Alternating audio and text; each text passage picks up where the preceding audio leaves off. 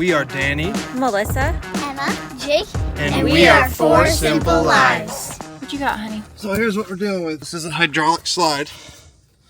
So this is our piston right here, which belongs inside that hole. It just completely came apart. As a result of that, the hydraulic line sheared off the piston. So this part should be inside the piston. And this is there's an extend and then a retract hose. I'm not sure which one we are at yet, but that's what we're dealing with. So I have to pull this whole piston out and then go see if I can find the same model somewhere. So as you guys just saw, you saw all the drama we went through with our piston, where it broke on our RV, and we've been living in an RV with the slide in for a week. Well, now our new piston has arrived. So I'm gonna walk y'all through us getting this installed in the RV. We're gonna have to go take the old hydraulic elbows off the old piston, and then we're gonna throw this one in the hole, and hopefully our slide opens, and we're gonna gain about 52 more square feet in our house. So this is gonna be sweet. Come along with us. So here's the hydraulic elbows that I'm taking off. So I'm gonna take this one off. This one in the front, which is actually the one that protrudes out of the RV, that's the one that ripped off.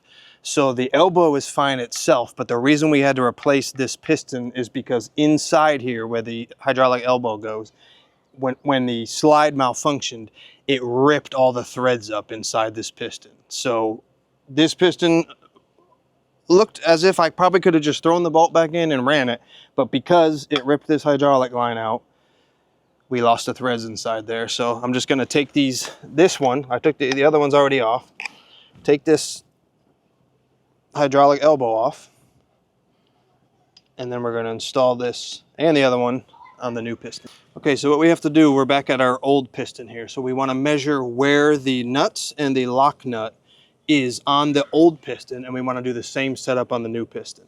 So what I'm going to do, luckily it's so rusted as you can tell, so I can see where the nuts were, but I'm going to look at where my lock nut was, and that's 1 3/4 inches. So you're gonna remember that, Melissa? 1 3/4 inches, okay? And then the two rear nuts are 4 3/4 inches. So 1 3/4 inches and 4 3/4 inches. All right, so let's recap. Here's my hydraulic piston on my through frame slide. The piston is connected here, and it has your out stop and your in stop, and that's also connected under the underbelly to the frame, and there's a bracket that it connects to.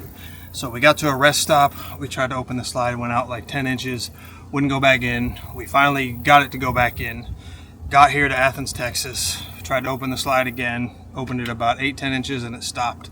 It was a long day. We gave it a night to sleep on it, and then we looked the next morning, and sure enough, I opened up the underbelly. I saw hydraulic fluid dripping everywhere, so the piston I could tell was just sitting on the underbelly. So I opened the underbelly, the piston was laying on it. I found the nut that goes on the back side of that spindle just flying around the underbelly. Well, this was right before 4th of July weekend. So I ordered a brand new piston, got it ordered, came in, we swapped it out. Pretty seamless, pretty easy installation. You just have to make sure that you get these nuts. You want these nuts, you take your measurement off your old piston and then put these nuts in the exact same spot, because like I said, this is your out stop, so this is pushing out. It tells you when to stop, and then when it comes back in, this nut's going to hit here and it tells you, okay, I am flush and I am in. So the only reason we couldn't use the old piston is because there's 2 hydraulic lines in the underbelly, one for the extend and one for the retract. And when this piston came out of the frame, it ripped the hydraulic lines out of the piston. So it ripped all the threads inside the old piston. Other than that, the piston was fine. Had it not done that, we could have just bolted the piston back in place.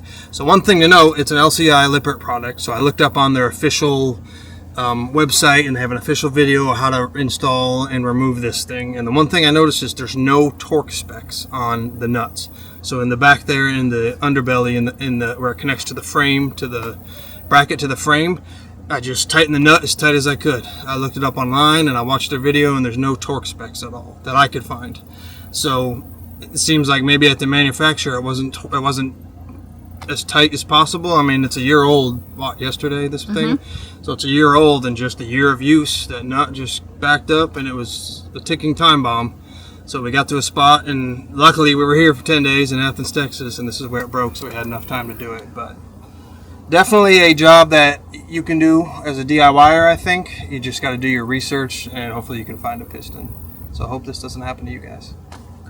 More exciting things to come. We'll give you a hint. Tune in next week.